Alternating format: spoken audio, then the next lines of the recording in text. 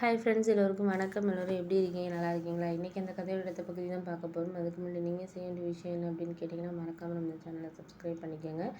கீழே இருக்க பெல் பட்டனையும் கிளிக் பண்ணுங்கள். அப்போ தான் நான் போடுற வீடியோஸ் எல்லாமே உங்களுக்கு உடனுக்குடனே நோட்டிஃபிகேஷன் வரும். ஸோ மறக்காமல் சேனலை சப்ஸ்கிரைப் பண்ணிவிட்டு வீடியோ பாருங்கள் ஃப்ரெண்ட்ஸ். வாங்க நம்ம கதைக்குள்ளே போகலாம். அதுக்கப்புறம் நான் என்னோட விஷயத்தில் நான் வீட்டில் யாருக்கிட்டையுமே ஒரு சஜஷன்னு கேட்குறத விட்டுட்டேன். ஏன் அப்படின்னா, நம்ம ஏதாச்சும் ஒரு சஜஷன் கேட்க போகிறோம் அப்படின்னா அதுவே ஒரு குறையா வந்துடுது. என்னென்னா, அம்மாக்கிட்ட கேட்டேன், என்கிட்ட கேட்கல அப்படின்னு சொல்லிட்டு அப்பாவாக இருந்தாலும் சரி, அண்ணனும் என்னையெல்லாம் உனக்கு கண்ணுக்கு தெரியாது, அம்மா அப்பாவை தான் தெரியும் அப்படின்னு சொல்லிட்டு ஒவ்வொருத்தரும் ஒவ்வொரு மாதிரி அந்த ஒரு விஷயத்த ஏதாச்சும் நான் ஒரு விஷயம் பண்ண போனாலும் அதில் ஏதாச்சும் ஒரு குறை கண்டுபிடிக்கிறது, இப்படி தான் இது பண்ணிக்கிட்டு இருந்தாங்க. அதனாலேயே நான் என்ன யோசித்தேன்னா, இனிமேல் இதனால தானே இந்த மாதிரியான பிரச்சனைகள் வருது, அதனால் முடிஞ்ச வரைக்கும் நம்ம இந்த விஷயத்தில் இனிமேல் அவங்களெல்லாம் நம்ம இது பண்ண வேண்டாம் அப்படிங்கிற ஒரு முடிவுக்கு நான் வந்துட்டேன்.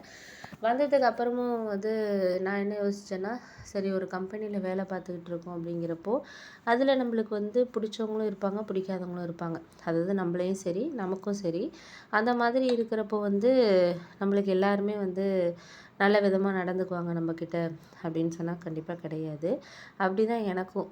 நான் எல்லாருக்கிட்டேயும் ஓரளவு நல்லா பேசினாலும் ஒரு சில பேர் டீமில் இருக்கவங்களுக்கு நான் பேசுகிறதா இருக்கட்டும், இல்லை நான் பழகுற விதங்களாக இருக்கட்டும், எதுவுமே ஒரு மாதிரி சரியில்லாத மாதிரி தான் இருந்துட்டு இருந்துச்சு. அதனாலேயே நான் யோசித்தேன், சரி இதுக்கப்புறம் நம்ம அந்த விஷயத்தில் நம்ம இது பண்ண வேண்டியதில்லை, எதாக இருந்தாலும் நம்ம சரியாக நம்ம இது பண்ணிக்குவோம் அப்படிங்கிற மாதிரி எனக்கு தோணுச்சு. சரி, ஓகே, இதுக்கப்புறம் நம்ம எல்லாத்தையும் நம்ம யோசிக்கிறத விட்டுட்டு நம்ம கொஞ்சம் மனசை இது பண்ணிக்கவே தான் ஆகணும் அப்படிங்கிற மாதிரியான ஒரு முடிவுக்கு நான் வர ஆரம்பிச்சிட்டேன்.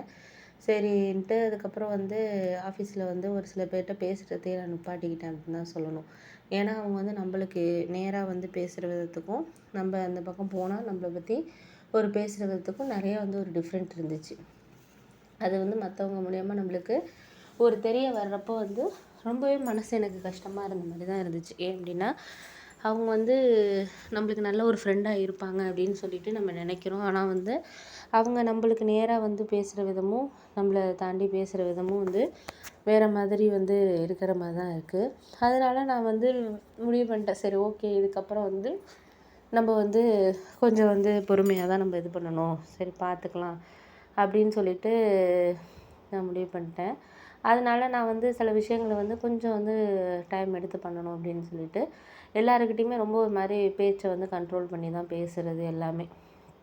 ஏன்னா நம்ம ஒரு விஷயம் பேசுகிறோம் அப்படின்னா அது சரியாக இருக்கிறதுக்கும் தவறாக இது பண்ணுறதுக்கும் நம்மளை சுற்றி இருக்கிறவங்க நம்மளை எடுத்துக்கிற விதம் தான் இருக்குது. அதே மாதிரி தான் என் டீமில் இருக்கிறவங்க நான் என்ன பேசினாலுமே அதை இது பண்ணுறதுனால நான் என்ன யோசிச்சேன்னா, நம்ம வேலையை நல்லபடியாக செஞ்சோன்னா யாருக்கும் எதுக்கும் நம்ம பதில் சொல்ல வேண்டிய தேவை கிடையாது. நம்மளை ஒருத்தவங்க இப்படி தான் அப்படின்னு சொல்லி முடிவு பண்ணிட்டாங்க, அதை நம்ம நிரூபிக்க போகிறது அவங்கள்ட்ட. நம்ம என்ன தான் நிரூபித்தாலுமே அவங்க அதை எடுத்துக்கிற விதங்கிறது வேறு மாதிரி தான் இருக்குது. அதனால் முடிஞ்ச வரைக்கும் நான் சரி ஓகே, இதுக்கப்புறம் நம்ம அந்த விஷயத்த எதுவும் நம்ம இது பண்ண வேண்டாம் அப்படிங்கிற மாதிரி ஒரு முடிவுக்கு வந்துட்டேன். சரி ஓகே, அதுக்கப்புறம் நம்ம என்ன பண்ணலாம் அப்படின்னு யோசிச்சுட்டு இருந்தப்போ தான் எனக்கு ஒரு விஷயம் தோணுச்சு.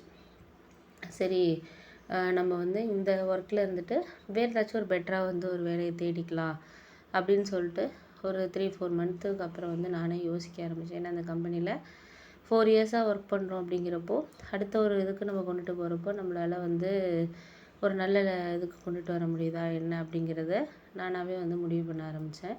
அதுக்கப்புறம் ஓரளவு முடிவுகள் நமக்கு கொஞ்சம் நம்மளுக்கு சாதகமாக இருக்கணும் அப்படிங்கிறதுக்காக எனக்கு தெரிஞ்ச கம்பெனிஸாக இருக்கட்டும், இது ஏற்கனவே என் கம்பெனியில் வேலை பார்த்த ஒரு சில நல்ல ஃப்ரெண்ட்ஸ் அவங்க மூலயமா இன்டர்வியூலாம் அட்டன் பண்ணி முடித்தோடனே 2-3 இன்டர்வியூவில் எனக்கு அந்தளவுக்கு சேல்ரி, இப்போ ஏற்கனவே ஒரு 35,000 சம்பளம் வாங்குகிறேன் அப்படிங்கிறேன்னா அதை விட நான் போகிற வேலைக்கு ஒரு 5,000 நம்மளுக்கு கூட இருந்தால் தான் நம்மளால் கண்டிப்பாக இது பண்ண முடியும். அதனால் நான் அப்போ தான் முடிவு பண்ணேன், சரி ஓகே, இதுக்கப்புறம் நம்ம இந்த விஷயத்தில் நம்ம இது பண்ணணும் அப்படின்னு சொல்லிட்டு நானாகவே எனக்குள்ளேயே சில விஷயங்களை கரெக்டாக பண்ணிக்கணும் அப்படிங்கிற மாதிரி ஒரு முடிவுக்கு வந்தேன்.